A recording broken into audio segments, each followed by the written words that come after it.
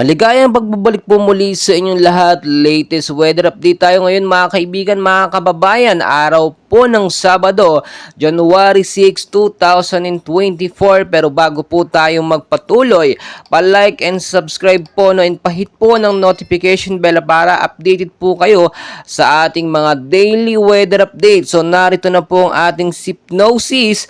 Galing na rin po sa Pag-asa. And as of now, share line po ang nakaka-apekto sa ilang bahagi po ng eastern section ng Southern Luzon po at Visayas.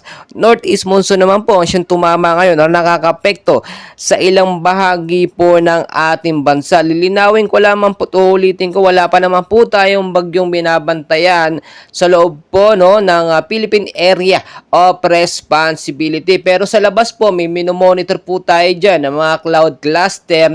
May mga cloud cluster po dyan, nakapalibot lamang at yun po'y posibleng maging active LPA kapag lumakas nga po under observation natin within 24 to 48 hours. So mag-ingat pa rin po kayo at hindi po tayo pwedeng maging kampante. So tuloy-tuloy po tayo ngayon sa area naman po ng Bicol Region, Davao Region, Northern Samar po at Eastern Samar, Surigao del Sur at Surigao del Norte. Ang lagay po ng panahon diyan ngayong araw ngayong hapon at sa gabi maulap po na panahon ng ating mararanasan. May mga isolated po na rainfall shower at thunderstorm. Dala po yan ng localized thunderstorm. Ito nga po ang shoreline at easterlies na siyang nakakaapekto diyan sa mga lugar po na ating nabanggit.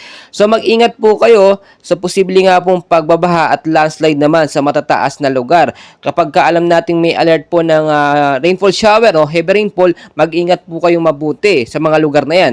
Sa area po ng Cagayan Valley, Apayao, Kalinga, Mountain Province, Ifugao, Aurora at Quezon Province po ang lagay po ng panahon dyan. Maulap po ang mararanasan natin na panahon dyan po, bandang hapon po yan. At posibleng pong magkaroon ng light rains o mahinang pag-uulan naman sa gabi. So maging mapagbantay tayo dahil yung mga lugar po na yan ay apektado naman ng northeast monsoon. Wala naman itong masyadong epekto. Mas maganda na nakahanda tayo. Magdala kayo lagi po ng kapote, payong, kung jacket, kung kayo po aalis or uuwi po galing sa trabaho. So tuloy-tuloy naman po tayo ngayon sa area ng Metro Manila po at ilang bahagi po ng Luzon. Ang kondisyon po ng ating panahon dyan, mainit ng umaga hanggang tanghali, naranasan po natin yan dyan sa Metro Manila. Pero ngayong hapon po hanggang sa gabi, posible po maging maulan or may mga isolated rainfall shower or light rains. Dala nga po yan na tinatawag po natin na northeast monsoon yung mga localized thunderstorm po. So maging handa pa rin po kayo, mag-ingat, magdala ng payong, jacket o kaya naman kapote kapag aalis po ng bahay, hindi lamang panlaban sa ulan, pati rin po sa mainit na panahon. So inuulit ko lamang, maging handa pa rin ko kahit wala pong bagyo na ating binabantayan. And as of now, alam nyo yung unang bagyo na papasok sa ating bansa, ito po posibleng tawaging bagyong Alakdan.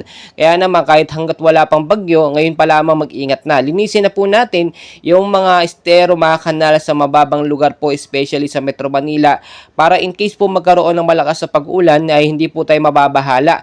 Especially mag-ingat din po yung mga landslide prone area. Diyan po sa may bandang Silangang Mindanao, diyan po kasi madalas dumadaan yung mga bagyo, yung mga typhoon, diyan po unang-unang dumadaan yan. So yun yung tinatamaan. Mag-ingat po diyan yung matataas po na lugar. At tinuulit ko lamang po, maging handa po tayo anumang oras.